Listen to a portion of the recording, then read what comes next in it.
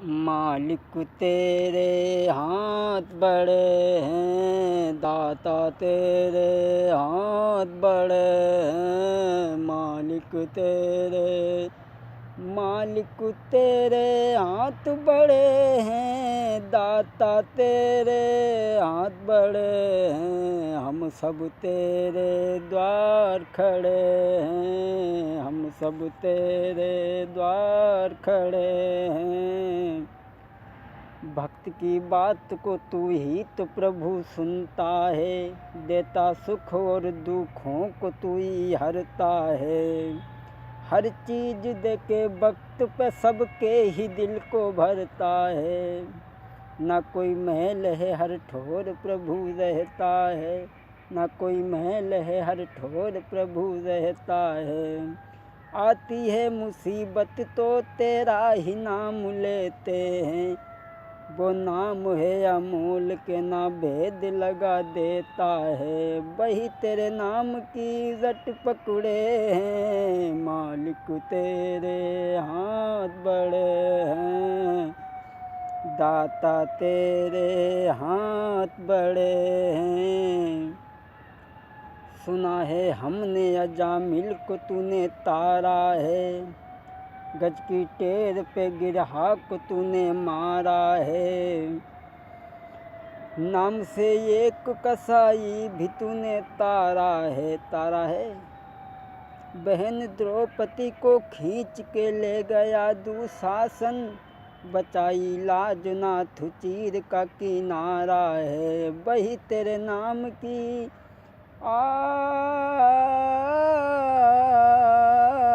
वही तेरे नाम की रट पकड़े हैं। मालिक तेरे द्वार खड़े हैं, दाता तेरे द्वार खड़े हैं।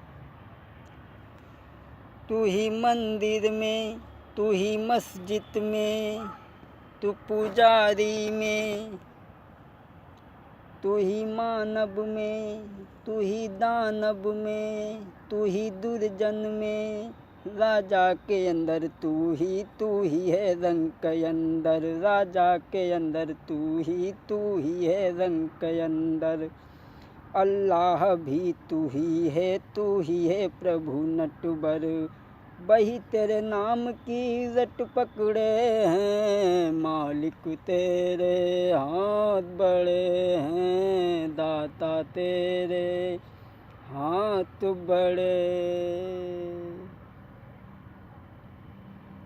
आदरणीय श्रोतागण, आज हम आप लोगों को जो कहानी सुनाने के लिए चल रहे हैं कि माया के चक्कर में पड़ने के बाद में इंसान सब कुछ भूल जाता है। क्योंकि तुलसीदास ने भी लिखा है कि जो माया सब जगह ही न चावा, जासु चरित लखी काहू न पावा। माया के चक्कर में पड़ने के बाद में बड़े बड़े ज्ञानी माया के चक्कर में पड़ के डिग गए, जिनने हजारों वर्षों तक तपस्या की कि मोहल्ला बिगाड़ दो जाई माया ने, मोहल्ला बिगाड़ दो जाई माया ने। ब्रह्मा का लूटो जाने विष्णु का लूटो, और नारद का घुमाई दो जाई माया ने, मोहल्ला बिगाड़ दो जाई माया ने। जिन्होंने हजारों वर्षों तक तपस्या की वो भी इस माया के चक्कर में डिग गए। ऋषि पराशर जब तपस्या करके लौट रहे थे और नदी के किनारे पहुंच जाते हैं, उसी समय दोस्तों घूमत भयउ ऋषि एक बारा, आई गए नदिया के किनारे। पार करन नदिया के हेतु, नाव आसरे खड़े किनारे। नदी के किनारे पहुंच जाते हैं ऋषि पराशर, लेकिन उस नाव को मछुआरे की पुत्री चला रही थी जिसका नाम था सत्यवती। लेकिन सत्यवती देखने में बहुत सुंदर थी। अरे थी जो चंद्र बदन उजियारी, थी जो चंद्र बदन उजियारी, और देखन की लड़किनी बारी, और जकी सूरती प्यारी प्यारी, और तुम्हें रहे बिनय बतलाई। पुत्री मछुआरे की चला रही थी जिसका नाम था सत्यवती। जब पराशर ने उसके रूप और यौवन को देखा तो उन्होंने उस पर मोहित होकर के प्रेम करने की इच्छा जताई और पास में जाकर बोले। तो ऋषि के वचन सुनने के बाद में कन्या ने कहा कि देखो, मैं अनैतिक संतान पैदा करने के लिए नहीं हुई हूँ। उसी समय ऋषि पराशर ने प्रणय निवेदन किया तो कन्या कहने लगी, ठीक है, मैं तुम्हारी बात को मानती हूँ, लेकिन उससे पहले बात तुम्हारी हम मानत हैं, शर्त हमारी कछु सुनी लेऊ। 3 शर्त बाँह पर फिर रखी, तब ही ऋषि हामी भरी दीनी। मांगू मांगू जो कछु तू मांगे, सो ही देई, मुनि कही समझाई, सो ही देई हम। ऋषि पराशर कहने लगे, मांग लो। कन्या कहने लगी, पहली शर्त हमारी ये है कि हमें संभोग करते हुए कोई भी न देखे। तो उसी समय ऋषि ने कोहरा बरसा दिया।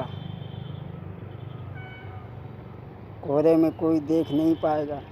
और दूसरी शर्त ये थी कि हमारे शरीर से मछली जैसी दुर्गंध ना आए, बल्कि सुगंध आए। तो ऋषि ने उसे उसके चारों तरफ एक फूलों का वातावरण बनाया। तीसरी बात ये थी कि संभोग करने के बाद में और पुत्र को जन्म देने के बाद में हमारी कुमारिता वैसी ही रहनी चाहिए। ऋषि ने कहा, ठीक है, ऐसा ही होगा। और ऋषि ने अरे मान के उसकी बात ऋषि ने करो है संभोग। कुछ समय के बाद में जन्म कुंवर है एक। ऋषि ने जब संभोग किया उसके बाद में सत्यवती ने एक बालक को जन्म दिया और वो बालक धीरे धीरे जब बड़ा हुआ, कुछ समय के बाद में उसका नाम वेद व्यास पड़ा। और उन्हीं के पुत्र पांडु और धृतराज और विदुर, ये उन्हीं की संतानें मानी जाती हैं।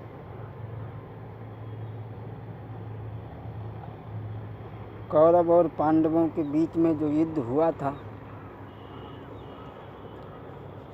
वो कैसे होता अगर ये सब न होता तो।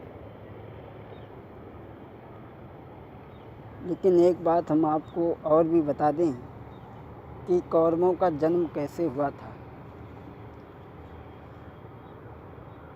जब गांधारी धृतराज के साथ में विवाह करके आई, जब विवाह करके आई है तो उसे पता लगा कि हमारे पति जन्म से ही अंधे हैं। तो उसने भी अपनी आँखों पर पट्टी बांध ली और आजीवन अंधों के समान जीवन बिताने का संकल्प किया। उसी समय ऋषि व्यास वहाँ पर आ जाते हैं। गांधारी ने उनकी सेवा मन लगा करके की है, तो उन्होंने 100 पुत्रवती होने का वरदान दिया और उनके आशीर्वाद से गर्भ धारण करती है। सिर्फ 2 साल के बाद में मांस के लोथड़े को जन्म दिया। जब ऋषि ने कहा कि इन्हें इस मांस के लोथड़े को काट करके, क्योंकि उन्होंने कहा था कि हमें एक पुत्री की भी इच्छा है, तो ऋषि ने उस मांस के लोथड़े को कटवा करके 101 घी के घड़े में वो टुकड़े डलवाए और कहा कि ठीक 1 साल बाद इन्हें खोलना। 1 साल बाद खोले गए। उसमें से दुर्योधन समेत 101 भाई निकले और एक कन्या जिसका नाम था दुशाला।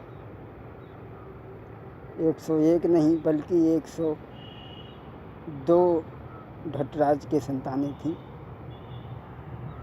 माफ़ करें, जैसी जानकारी हमारे समझ में आई वो बात हमने आप तक पहुंचाई।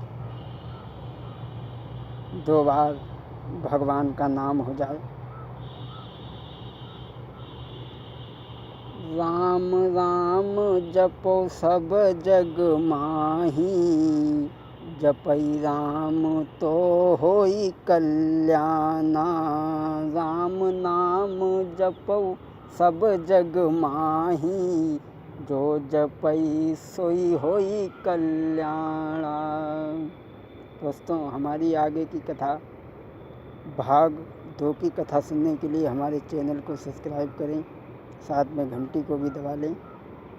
वही आपके जाने पहचाने विनय शास्त्री